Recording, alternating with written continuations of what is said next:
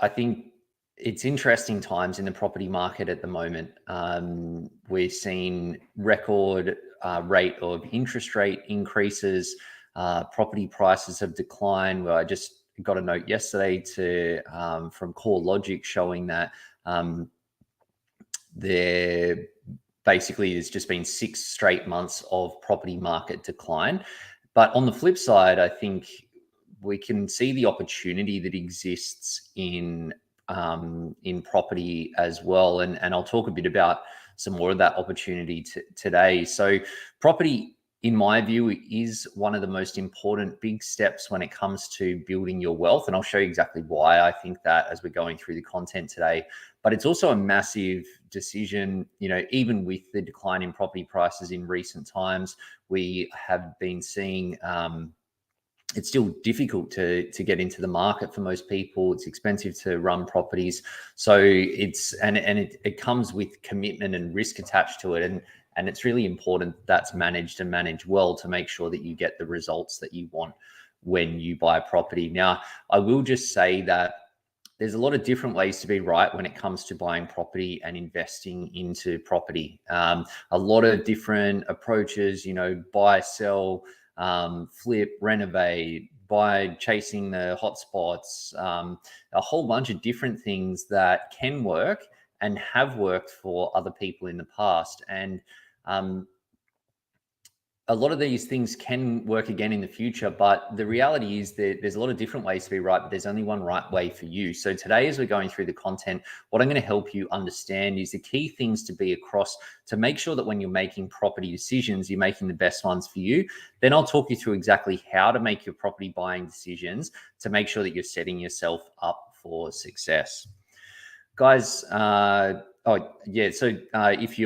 this sort of content sort of strikes your fancy, you can check out our other upcoming events, social media channels. There's a ton of events. In fact, we've actually just launched a bunch of events and got half a dozen or maybe even more coming up over the next few months to leverage a bit of that New Year's motivation and help you get on the front foot for 2023. So you can check that out, Ben Nash Pivot Wealth on Eventbrite. Also, Pivot Wealth website for resources. Ben Talks Money on TikTok and a bunch of other channels, as well as our podcast, How to Be Successful with Money. So, get around that. And also, guys, look, please don't rush out and make any life-changing decisions off the back of what we cover. I strongly suggest you seek out personalized advice before jumping in. If you're making big decisions, and property decisions are going to be big decisions, no matter what way you carve it up, you should be thinking about doing that anyway.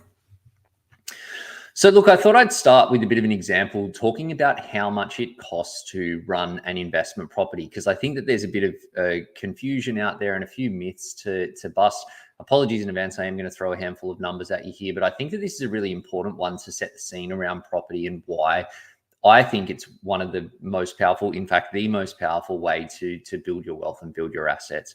So look, I've just used round numbers here on a $1 million purchase price. I'll talk a bit about how to structure it and costs and those sorts of things. But essentially the short version is that if you buy $1 million property, or if you buy any property, you're up for about 5% in purchase costs. So that's the big one, is stamp duty there, as well as legal costs, title searches, that sort of stuff. So if you buy $1 million property, it's going to be up for about $50,000 in costs. Also, on an ongoing basis on a property, generally there are ongoing costs like strata, rates, council fees, these sorts of things that equate to about 1% of a property value. So on a $1 million property, that equates to around $10,000 every year in costs. So total costs, and then you've got your mortgage interest costs as well. Now, I just did a quick comparison and looked at the average variable mortgage interest rate, which is currently sitting at 5.2. That's up pretty significantly from the last time I did this example a few months back. But noting that the lowest variable rate that I could find was a bit over 4%. So 5.2% is not, you could get a cheaper rate, but it is just the average rate. So on a 5.2% lend or 5.2% mortgage, you're going to pay about $54,000 a year in interest costs. Obviously, that's gone up quite a bit in the last few months, but that brings a total cost of running that property to $64,600 a year. On a $1 million property, or on $1 million property, assuming a 3% rental yield, you're going to be getting about $30,000 a year in rent. So basically, the net cost of holding that property is about $34,000 every year. $34,000 to hold $1 million property, decent chunk of change for sure. But I wanted to relate that back to the growth that you get on property, so you can see how the investment actually stacks up. And also worth noting that that $34,000 cost isn't the full picture, because when you buy a property, and I'm going to talk about tax and negative gearing, but essentially you're able to claim a tax deduction for any out-of-pocket costs on a property investment. So if you're out-of-pocket $34,000, you then claim that when you do your tax return. And assuming that your salary is above $45,000 a year, you're going to get at least 34.5% of any of those costs back. 45,000 is where the tax rate kicks in to go up to 34.5%. Then if your salary is over 120,000, it actually goes up to 39%. Then above 180,000, it goes up to 47%. So if you're earning more than 45,000, you're going to get at least 34.5% back, which means that the net cost after tax is only $22,000 a year. I looked at the 150-year growth rate on property in Australia, which works out to 6.3%. So growth is $63,000 a year. If you look at the after-tax cost of $22,000, but then factor in the growth that you get on that property, you can see that you're better off on a $1 million property to the tune of $40,000 every year, a little bit over $40,000. And this is why property is so powerful. You see that even with the high interest rates that we're facing at the moment, even not using the lowest interest rate that you could get and putting in 5.2%, which is a pretty massive mortgage interest rate, you're still going to be making around $40,000 each year on a property investment. And it's really hard to do that in with basically any other sort of investment. And it's really the power of borrowing that gets you there. I'll dive a little bit deeper into that. But a lot of people think that owning an investment property is going to cost you a boatload of money. And, you know, $20,000 a year or $30,000 a year is not a small amount of money by any stretch. But when you factor in the growth that you'll get on that property over time, then you can see that you're clearly ahead. So I'm going to talk, it's really important if you buy property that you make sure that you're positioned well to get those results and those returns over time. And I'm going to talk about how you do that as we go through today. But you can see that it is incredibly powerful. I've got another example here to show you the power of leverage and how a $1 million property would grow over 5, 10, 20, and 30 years, assuming that really long-term 150-year growth rate on Australian property.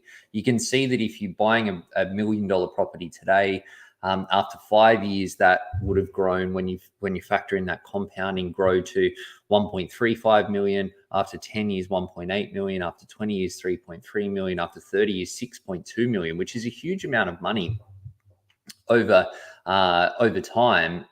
And it's all down to the power of leverage, because when you buy a property, it's not like you save up $1 million and go buy $1 million property. You save up $100,000 or $200,000 in savings, and then you go and borrow money from the bank, use the bank's money to invest, and that money can then grow to build your assets and wealth faster. And again, that's why property is so powerful. But look, I get that there's a lot of talk out there at the moment, a lot of news and a lot of headlines about property and the property market decline that we're seeing at the moment in particular. Interest rates they've risen and they're on the rise. It seems like we've still got a little bit of a ways to go there.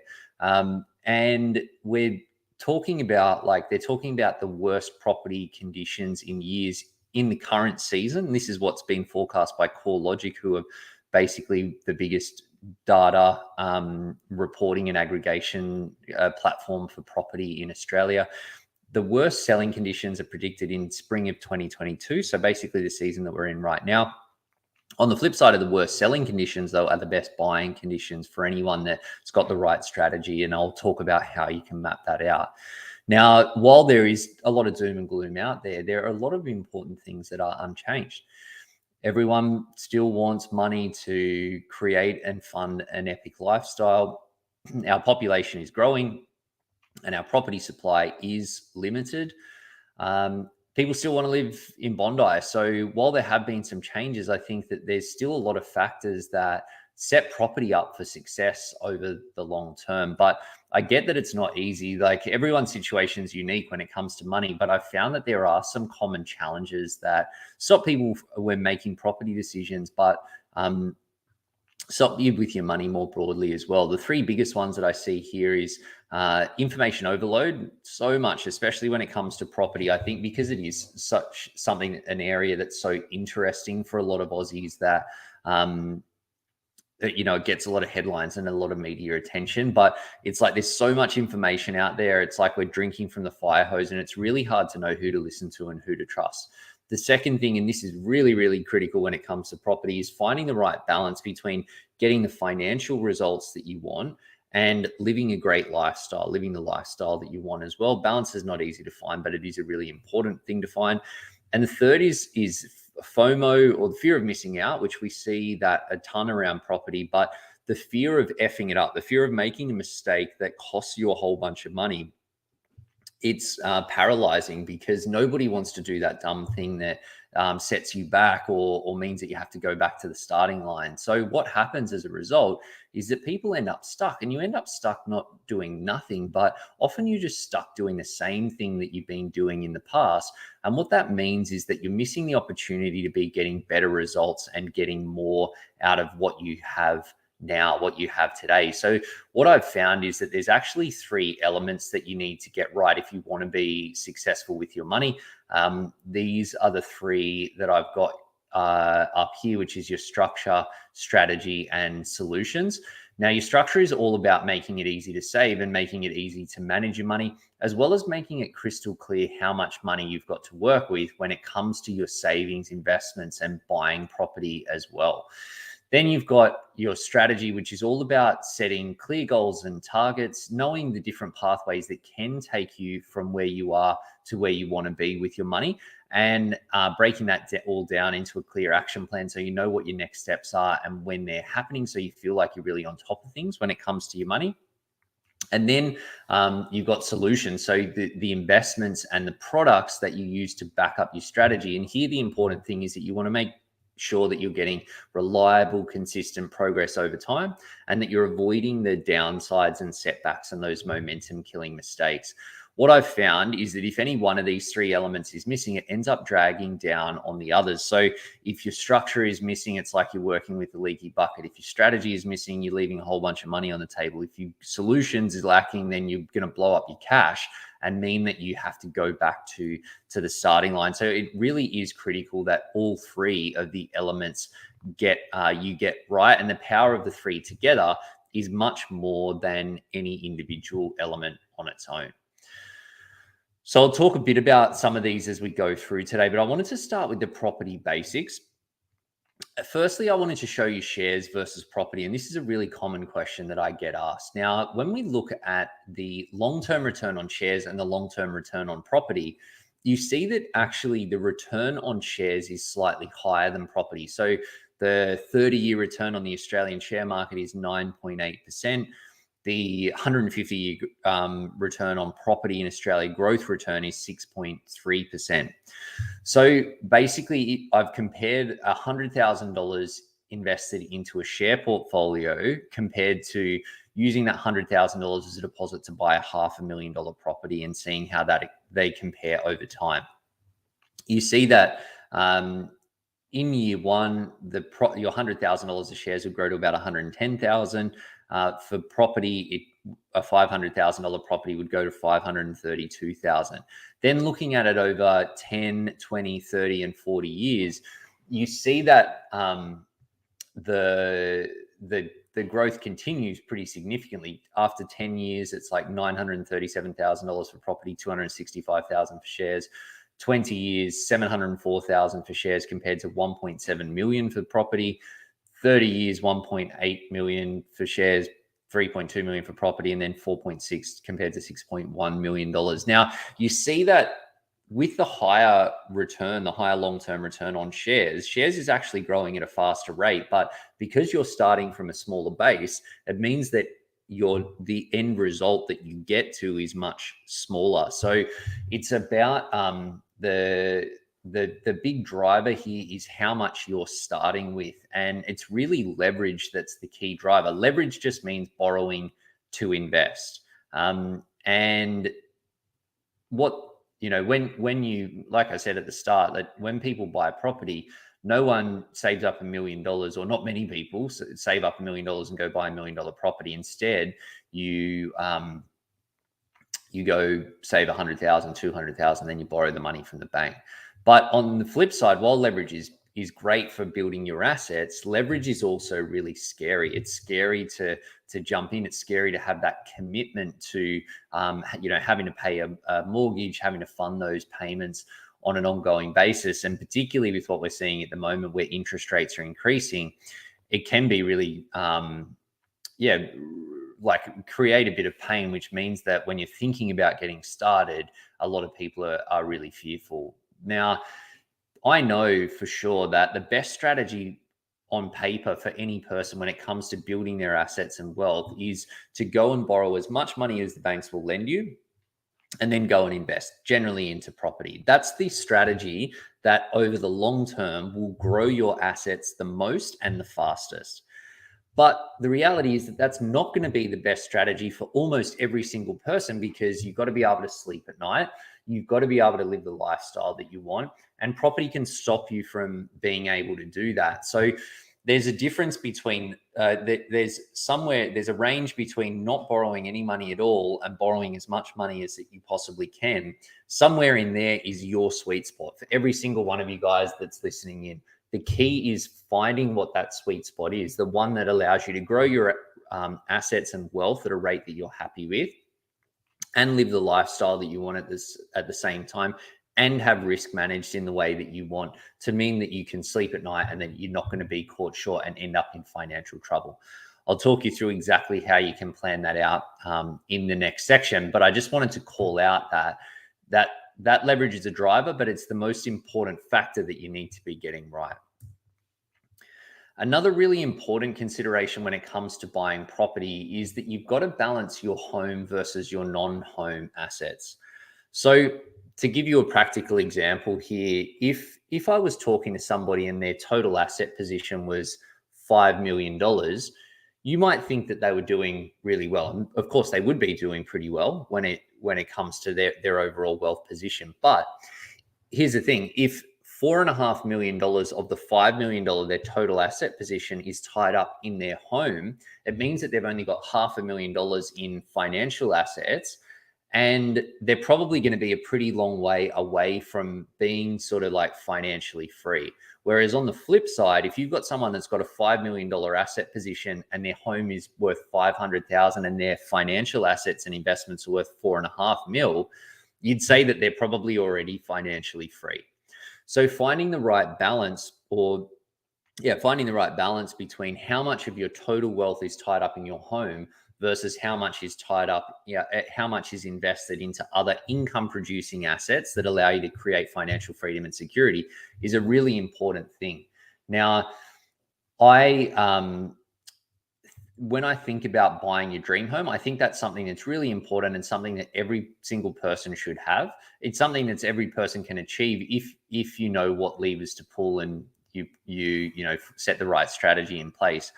But the right move at the wrong time is the wrong move. So if you're buying your own home, you need to make sure it fits in with the other things that are going on with your money. Importantly, that after buying your dream home, you still have enough money left over to allow you to grow your assets and wealth, pay down your mortgage, buy shares, buy more investment properties, whatever it is. Do that at a rate that's going to get you to where you want to be financially in the time that you want to be there.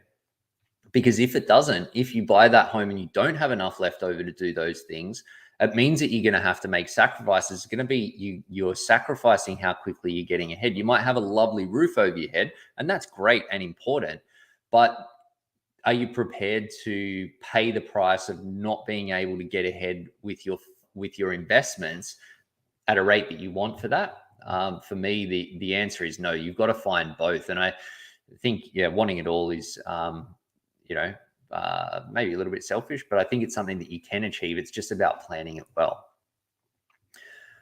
But when you're buying property, I think looking at buying a property as your own home versus as an investment is a really important thing to do, because everybody knows how buying their own home feels. Everyone knows how buying an investment feels, and how that feels is really important, but it's not the only important thing. The other important thing is your numbers and what it means for the other things that are going on with your money. So you want to analyze both so that you can say, okay, well, what's it going to cost me and how's it going to feel? And then what's the right, what's a strategy that gives you the best of both worlds there? Also know that there can be stepping stones to your dream home as well. Relating it back to what I was just saying, where when you buy your dream home, you want to do it in a way that allows you to do the other things with your money. That means that having a stepping stone to your dream home that gives you what you want from a personal perspective, that can help you get there, and get there in a way that's more comfortable for you, and mean that you're able to do more on the financial side. What you can also do is buy, other investments that in themselves are stepping stones to your dream home, and build wealth outside of your home, so that when it reaches the point where the numbers are stacking up on buying your dream home, you can change your strategy, change your investments, and make it happen at that time. But again, doing it in a way that's comfortable and fits in with the other things that are going on with your money.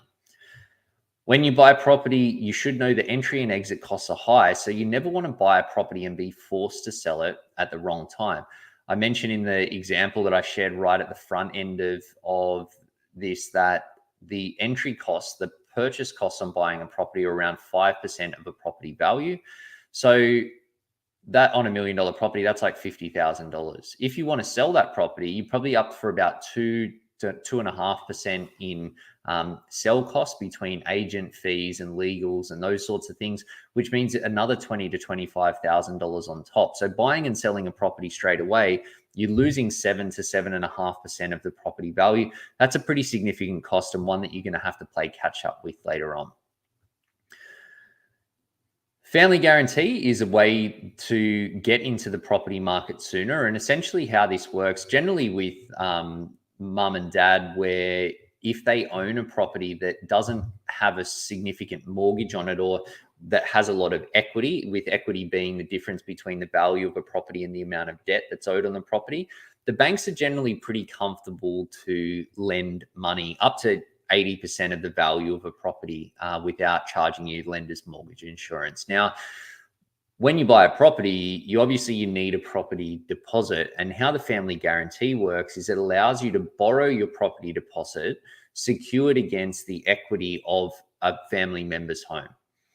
That means that you can essentially, if you're in that position, and it definitely doesn't work for everybody, but it means that you can buy property, get into the market tomorrow with essentially $0 of your own savings put in, meaning that you can get into the property market much sooner. Now, it does also mean that your debt ends up being higher. So that's an important thing to manage. But if the numbers stack up, it means that you can get in a lot faster and start, getting that property growth that we see over the long term.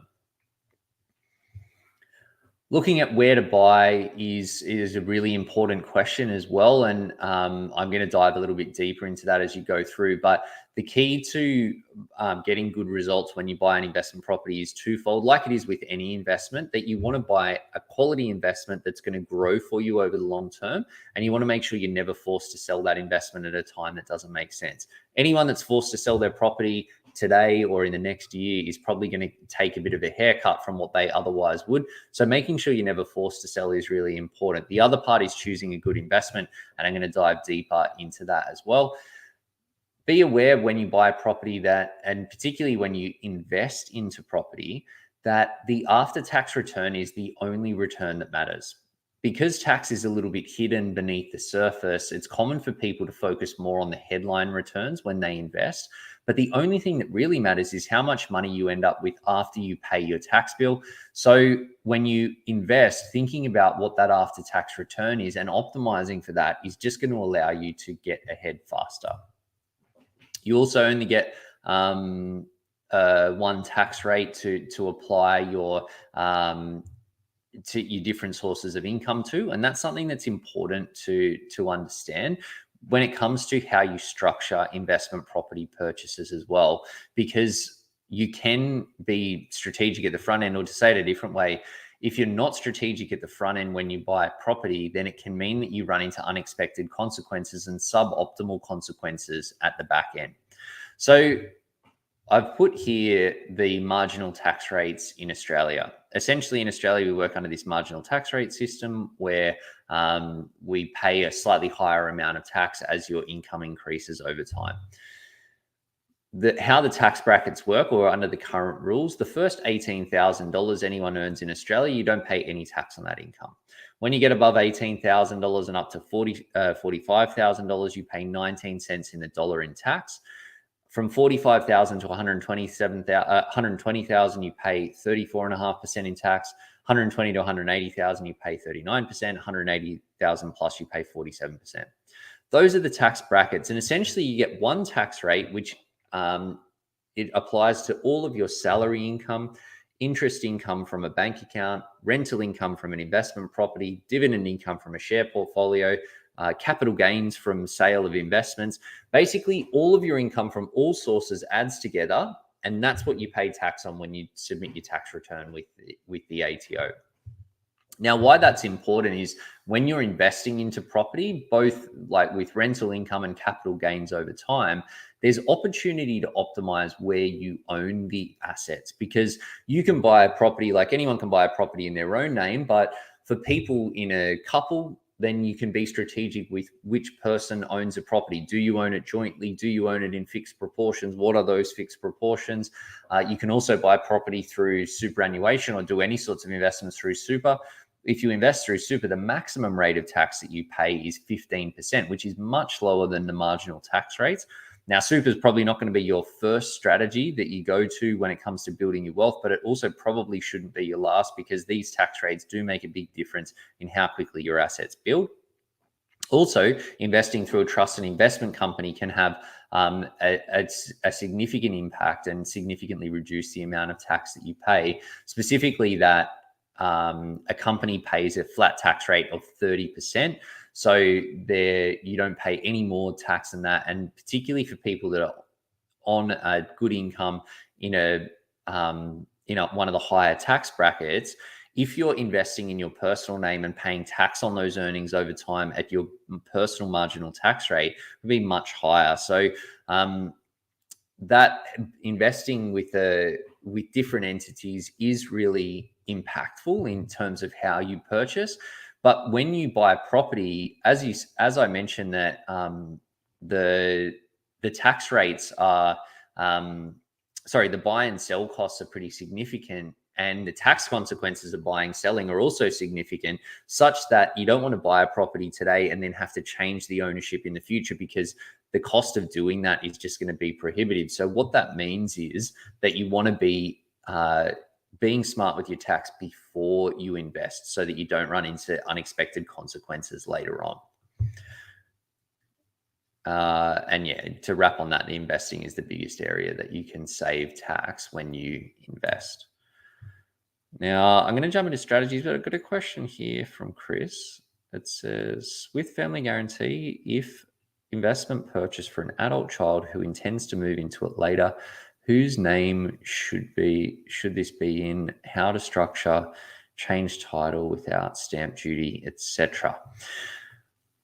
So I'm just unpacking that because there's a little bit there, but essentially, when you use a family guarantee, to the first point in your question, that the purchaser, which is generally the kids, will own the property in their name.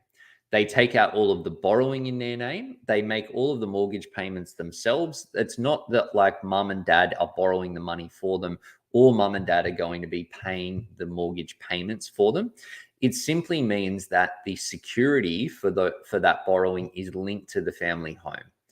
So that would mean that the property would be owned in the kid, in this case, in their name, that all of the mortgages would be in their name, essentially. Now, if someone's buying a property and intending to move into it in the future, then yeah, I suppose it depends. Is it just an individual, or are they part of a couple? Because that creates a little bit of a decision to be made around ownership. But essentially, if they're buying in their personal name, you could consider moving into the property at the front end, if that's an option, because what that would allow you to do is that when you move into a property, it's nominated as your principal place of residence, and then you don't pay capital gains tax in the future when you sell the property. Now, you can move out of your principal place of residence and still have it nominated as your principal place of residence for a period of up to 6 years. So if you sell the property within that 6-year period, again, you don't pay any capital gains tax on the purchase, which can create some pretty significant savings there as well. So it just depends, though, on how that structure is in place. Now, when you talk about changing title, you can't change beneficial ownership without having to pay stamp duty. So transferring ownership from, say, a parent to a child, it doesn't work like that. There are some carve-outs, though, for people as part of a couple. So bringing one person of a couple onto a title, particularly around, to be honest, I'm not 100% across all of the details of the rules there, because it's more of a legal issue. But I know that we had a client that did something like this recently, and they managed to move themselves on a title with a partner, and they did end up paying some stamp duty, but they avoided paying a lot of it. So hope that helps, Chris. There's a little bit there. Let me know if there's a follow-up question. I appreciate it. Yeah, great one. Cool. So getting into property strategies, as I mentioned at the start, there's a lot of different ways to be right when it comes to property: buy, sell, flip, renovate, chasing hotspots, positive yield properties, negative yield properties, all of those sorts of things. They have worked in the past, and they probably will work in the future. But for me, like my take is essentially, it's a simple approach, but it's one that goes a long way to reducing a lot of risk. Essentially, it's what I think is goes a long way to success when you buy a property. Buy premium properties in premium areas where you know that there's strong demand, strong population growth, and limited supply. Now, I live in Sydney, so I know that market better than any other market around the country. Not to say I'm an expert in the Sydney market, but I've lived here for a long time, so I sort of know it well enough. When we advise clients around buying property in Sydney, we suggest buying within 5 to 10 kilometers of the Sydney CBD. That gets you to the eastern suburbs, the inner west, the lower North Shore. And in all of those areas, the population growth is projected to be strong into the future, and there's a limited amount of supply of those properties. The councils have restrictions on the density limits, meaning that they're not building massive sky-rise apartments or anything like that. The occasional one in some of those areas, but for the large part, they're not, which means that there's constant upwards pressure on property prices because everyone wants to live there. As you start going further out of that ring, in the Sydney market in particular, we're getting into like that more mortgage belt type territory, and property prices have still grown quite a lot there. But we find that when because there is more supply, it means that there's not as much upward pressure on property prices there. It works the same in Sydney market, Brisbane, and Victoria, where there's a lot of strong forecast population growth. But when you look at areas outside of that in other capital cities, and we've definitely seen a lot of growth there as well, but areas like Hobart, Adelaide, Darwin, Perth, that the population growth is not projected to be as strong, which means that there's less upward pressure on prices over time. They will still have periods of good growth, no doubt, but for mine, that the fundamentals are not as strong in those particular markets. So I think that for me, if I'm investing in property, Sydney, Melbourne, Brisbane, and around the capital city, staying close in those areas goes a long way to knowing that you're going to get solid growth over time. When you buy a property, it's really the land value, which is what increases in value it's the land which is what increases in value over time. It's not so much the bricks and mortar. It's not the fixtures, the fittings, the paint on the walls. What is actually worth money is the land that you own. So that means when you buy property, you want to try and target owning as much land as possible. Now, excuse me, buying a freestanding house on a block of land is maximum land per property essentially. But buying a townhouse or buying an apartment, you also own part of the land there. You just own a slightly smaller piece of land essentially. But again, you want to target as much land as possible. And with having had property prices increase by as much as they have in recent years, that means that apartments and townhouses are the only option for most people, particularly in those suburbs that I mentioned around Sydney. It really is apartments for the large part. But if you own a property, if you own an apartment in a block of 6, you own 1/6 of the land on the property. If you own a block in a block of 60, you own 1/60th of the land. And if you own an apartment in a block of 600, you own 1/600th of the land. So generally, as the blocks get bigger, always as the blocks get bigger, your fraction of the land is smaller. But it's not like it takes 10 times the amount of land to build a block of 60 units compared to a block of 6 units, which means that your slice of land gets a bit smaller in real land terms. So that's just something to keep in mind when it comes to looking at different properties, that if you're looking to target good growth over time, try to get as much land as you possibly can.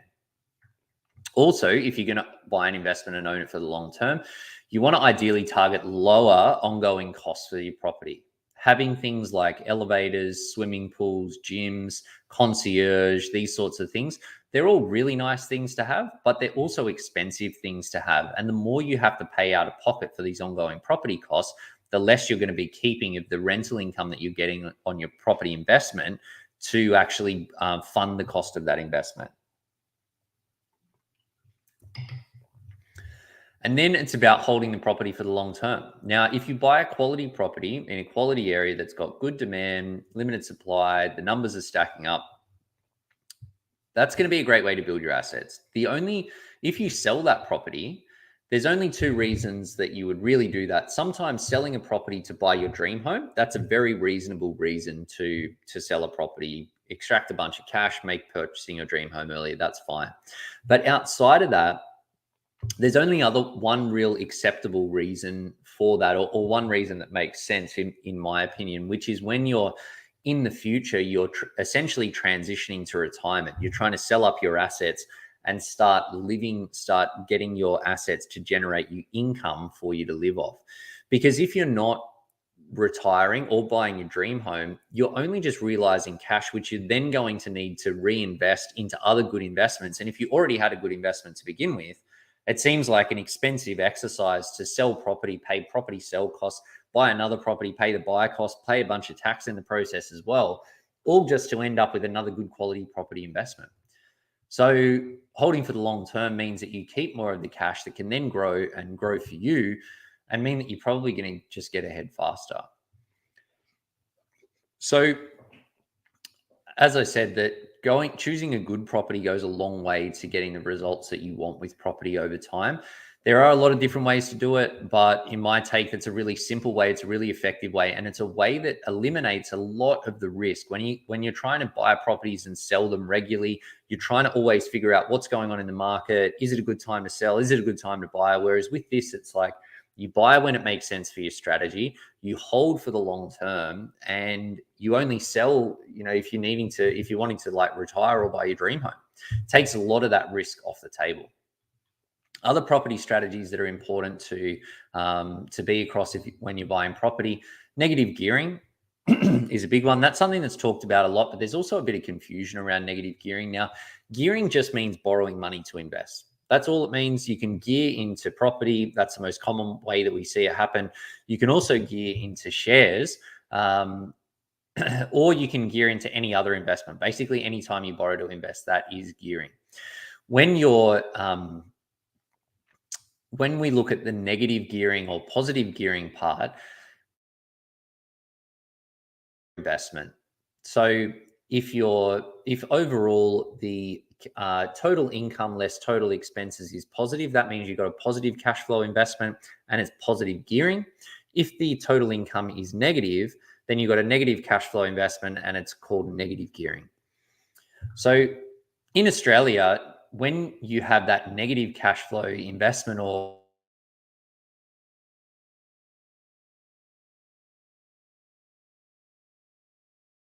excuse me, when you're paying money out of pocket to own an investment property, you can claim that as a tax deduction, which helps to soften the cost of your property purchase. That means that it doesn't cost you as much after you do your tax to hold it, meaning that you can afford more property or you've got more money left over for investing into other areas. So that's a really important one to understand. Knowing what deductions you can get when it comes to property is also really important and really powerful because, as mentioned, if you're earning more than $45,000 in Australia, you're going to be paying tax at 34.5%, meaning that any dollar of deductions you get, you're going to get like a third of that money back. So understanding your deductions, what you can claim, what you can't claim, again, it's just going to help you increase your after-tax return and mean that you've got more money to get ahead faster. When you buy property, another important thing to understand is offset accounts versus redraw. And this is where people can run into trouble because the ATO and the tax rules do not view putting money in an offset the same way as paying money into a loan and then redrawing it out. Where I see this cause people trouble is particularly where someone buys a property, their first property, or a property when they're earlier on in their journey. It's a good quality property in a good quality area that would be a good investment over the long term. They think they're doing the right thing and they try to put as much money as they can into their mortgage to reduce their mortgage down. And then they make some good progress getting rid of that debt over time. Plus the property goes up in value. Then a few years later, they decide that they want to upgrade or move in with a partner or get a bigger or better property or in a different area. But they want to keep this property because they've built a sentimental attachment to the property and it's a good investment. So that all makes sense. If, though, the mortgage is low, then turning that property into an investment property is going to mean that the rent is more than the mortgage and you're going to pay a whole bunch of tax on that property, the positive property income. Then, though, when you buy your dream home, you've got a bigger mortgage because all of your equity is tied up in the first property, meaning that you've got this high non-tax deductible mortgage on your own home, and you've got this low tax deductible mortgage on your investment property. The cost to you is going to be in the thousands, sometimes tens of thousands of dollars a year if you do that. Whereas it's different where the ATO sees it differently. If you put money into an offset account and then you take the money out of the offset account, use that as your property deposit on your next home, that means that you've got a lower mortgage on your next property, which is non-tax deductible. Your investment property debt is higher, so you get more tax deductions on that. Overall, your debt levels are the same, but the tax position is very different. I get that the rules are a little bit complex and confusing here, but I wanted to put this in because I do see a lot of people think that they're doing the right thing and run into trouble there. And it can be a really costly mistake. So understanding the difference and taking the right approach will make a difference to your tax position over time. Got a question here from Hooten that says, what are some of the strategies for minimizing capital gains tax? Yeah, that's a really good question. And I don't know if that's actually on the slide about planning, but I'll just give you the top ones. The big one for minimizing capital gains tax is superannuation. So you can contribute tax deductibly to your superannuation fund up to $27,500 every year. If your super balance is below $500,000, you can also catch up on previous year's unused concessional contributions. So say you're earning the average salary in Australia, which is $92,000, and you're getting about $10,000 a year from your employer in super contributions. That means that every year there's $17,500 of your contribution limit that you're not using. How this catch-up contribution strategy works is that you can use 5 years worth of those unused contributions in 1 year. So 5 times $17,500, you're looking at like almost $90,000 you can put into your super fund and claim a tax deduction for. I was just running the numbers on this for another piece of content that I was doing, and it essentially for a couple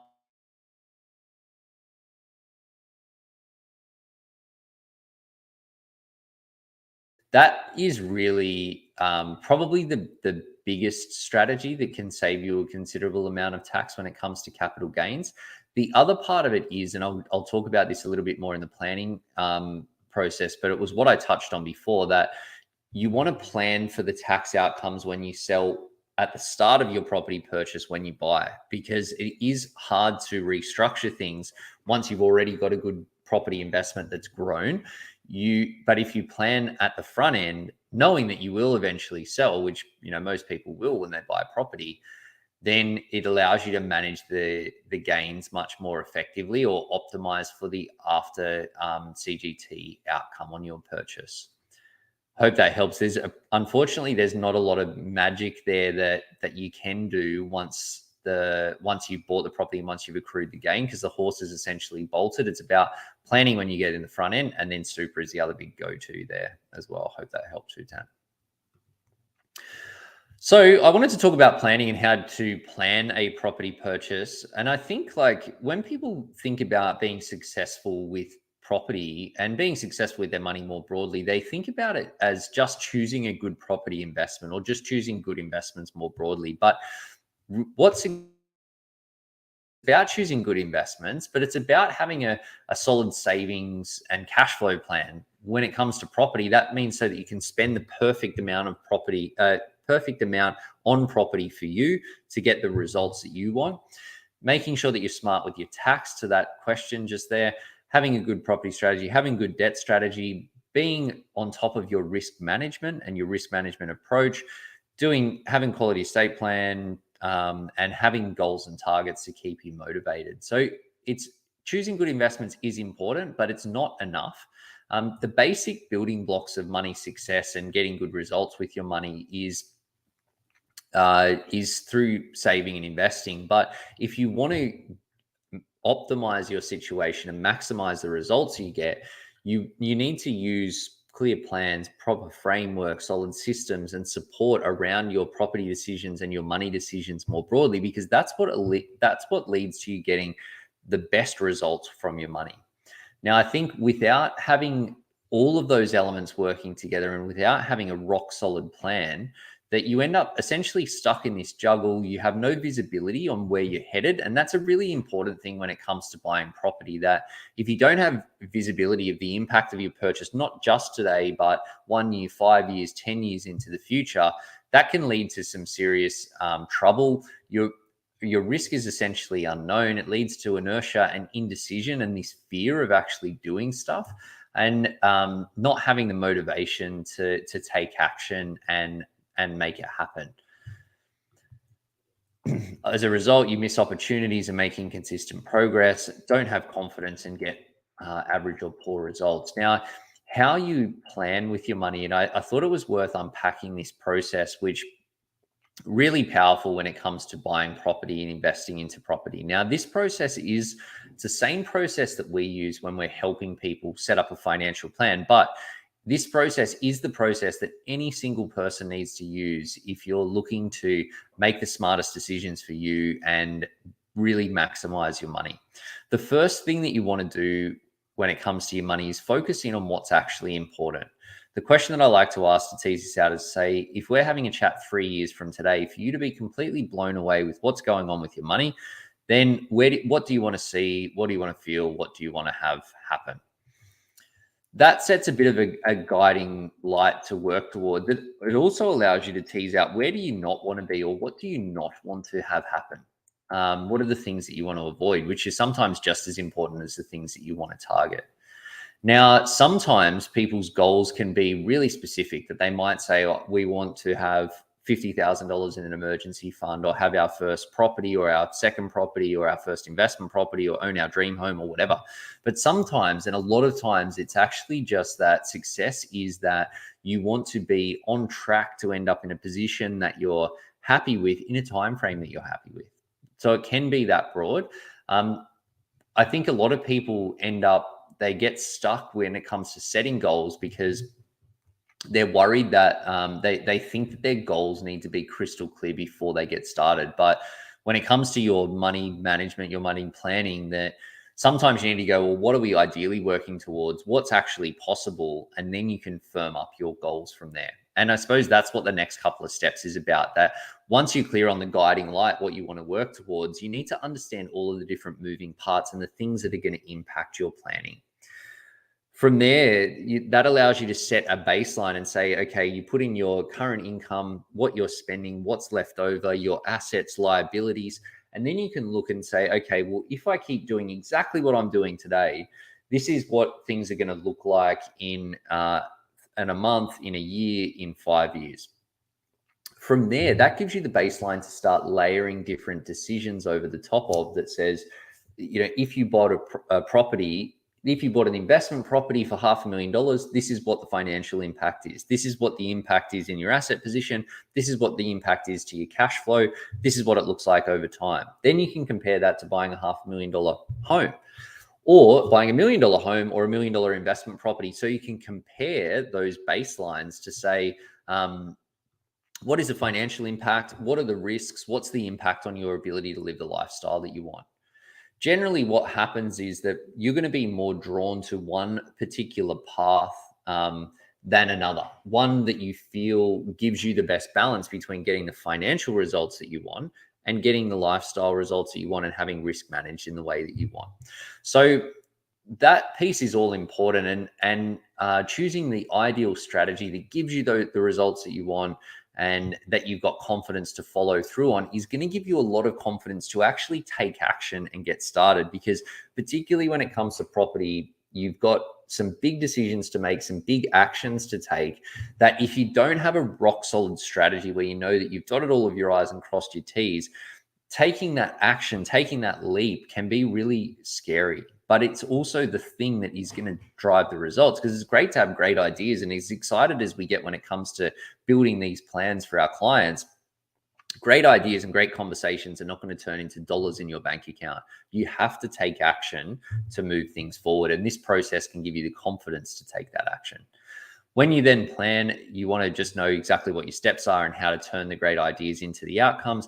Try to automate as much as you can so that you can get out of the way and let your money just do what you want it to do over time. Got a question here from Vinny's. G'day, Vinny. Thanks for the question. It says, I want to buy a property to be an investment. Should I buy as an investment straight away or buy as owner occupied to benefit from the first home owner grant? Yeah, that's a really good question, Vinny. And it depends a little bit on the numbers and what sort of property you want to buy. But look, if the property that you want to buy meets the criteria to get the first home owner grant and the stamp duty concessions, and potentially even use the first home loan deposit scheme, which allows you to buy a property with only a 5% deposit and not pay lender's mortgage insurance, there's a lot of compelling reasons that you would want to access those benefits. The lender's mortgage insurance thing can save you about $20,000. The stamp duty concessions are about $25,000 savings. And if there are any first homeowner grants on top of that, so actual cash that you get, then that, again, give you a few extra dollars in your pocket, and that can more than offset you being put out a little bit by having to move into the property that's probably not your ideal property in the short term. So I think it comes down to running the numbers. Now, that being said, if you're considering buying a property that's of a higher value where you're not necessarily going to be able to access the first home owner concessions or grants and concessions, then I probably wouldn't generally suggest shifting your strategy or changing all of your strategy around to make that work necessarily. So you want to look at it objectively from a strategy perspective. If you're really close to being able to access benefits, then yeah, you might want to massage things a little bit, but I wouldn't fully change your strategy just to get that. But if you can get them, the benefits can be pretty significant. I get that that's a little bit of an on the fence response, but I hope that helps to make some sense of what you should be thinking about there.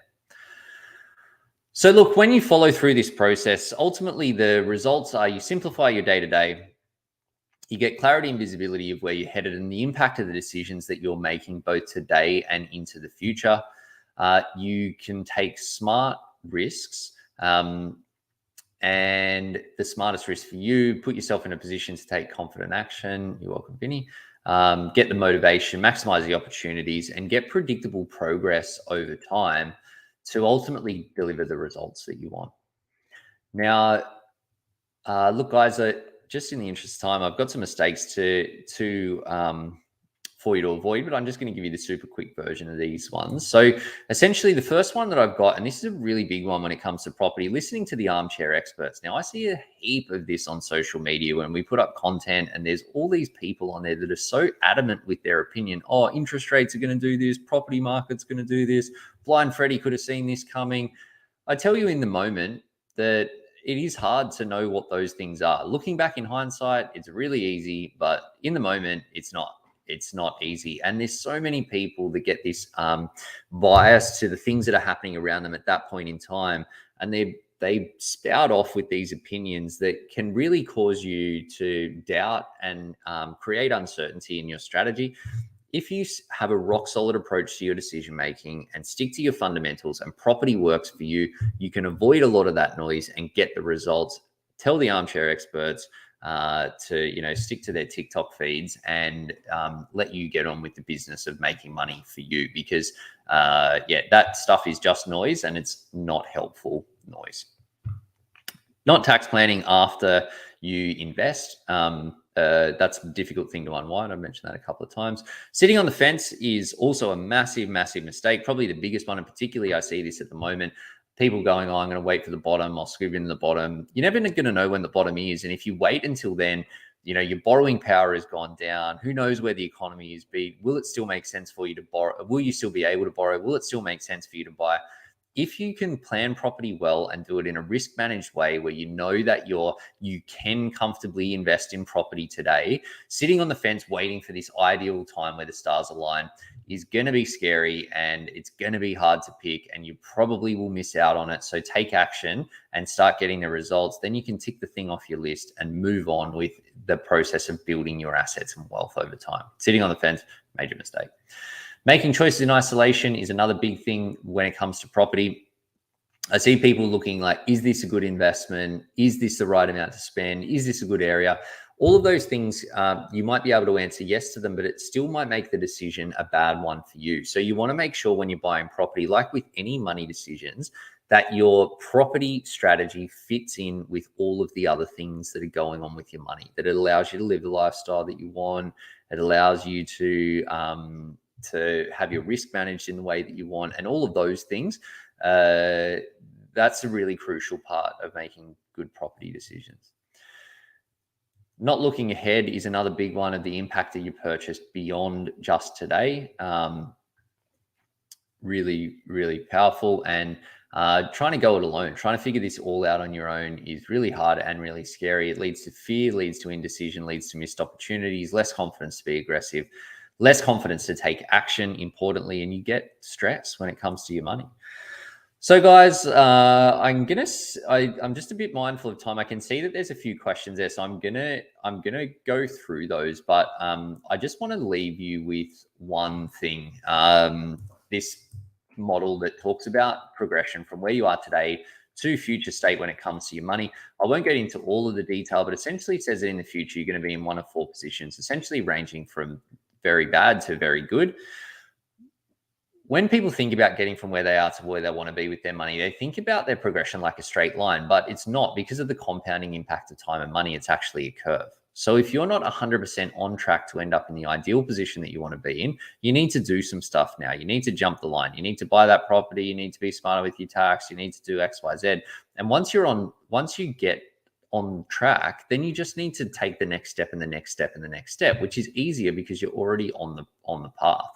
The longer you leave it, though, the jumping the line piece becomes more painful. You need to make more sacrifices, and putting yourself in the best position can become impossible. So it doesn't matter if you want to build a passive income of $10,000 a month, you need to save X dollars a day today. If you wait a week, a month, a year, 5 years, you just need to save X plus, plus, plus. So the sooner you start, the easier it is and the less sacrifices you need to make to get there. Guys, I hope you found that helpful. Look, this is the exact sort of stuff that we help people with. So if you want to learn about how that might work, I actually just popped a link into the chat to our calendar. We do these 10-minute property focus calls where we'll talk about, where are things at? What are you thinking? What are the opportunities? And if we think we can help, we can talk about how. If not, we can point you in the right direction. And we've got a bunch of content that we can direct you to as well, if that's the best next step for you. So happy to have that chat. You can check out that link in the chat here as well. Also, as mentioned at the front end, you can check out upcoming events and content as well. There's a ton of stuff coming up over the new year, as I mentioned at the front end. So, guys, I can see that there's a couple of questions here, which I'm just going to come to.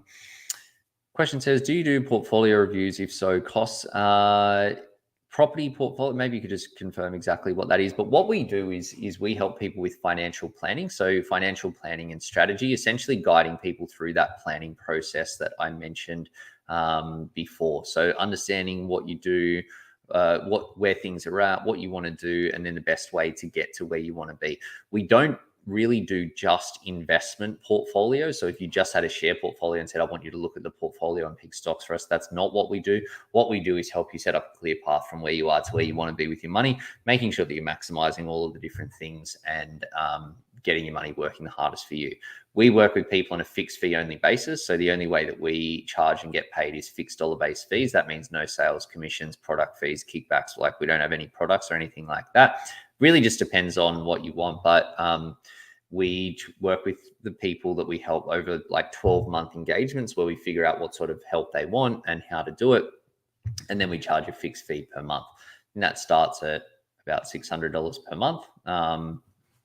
You can get some tax advice on this, but part of those fees generally end up being tax deductible. So that can help depending on what the strategy is and what's around it. So I hope that helps, but feel free to follow up with the question if I was missing something there.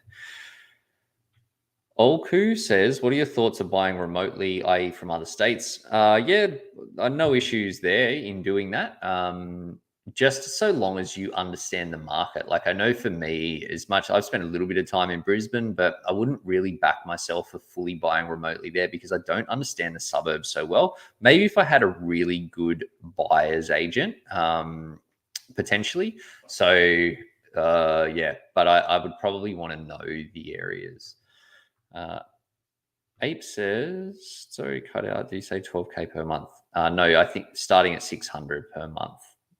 Thereabouts. You can check out my YouTube. There's a thing that goes right into our services and fees and how we charge as well. So you can have a look at that. Or if you want to chat about it, you can book one of those calls and chat to one of our relationship managers about that as well. Scott says, I live in my first home, which I'm about to rent out and move into my new home. Would it be a smart move to take out some of the equity to put into my new home? Look, it's a good question, Scott. I was actually just having this conversation with someone yesterday. Unfortunately, if you're borrowing money against your existing home, which you will then use to purchase your another home, the purpose of that borrowing is to buy a home, which is not to invest, which means it's not tax deductible. So therefore you don't get the deductions on that. It's all about the original purpose of the loan. So it has to be the borrowing that you took out to purchase the property that will ultimately be converted into an investment property. When the debt is for that purpose, it makes it deductible essentially.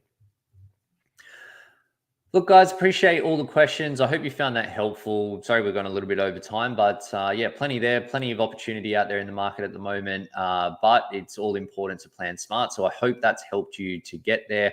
Appreciate those comments coming through as well, guys. I'll say bye for now, and I will catch you on the next.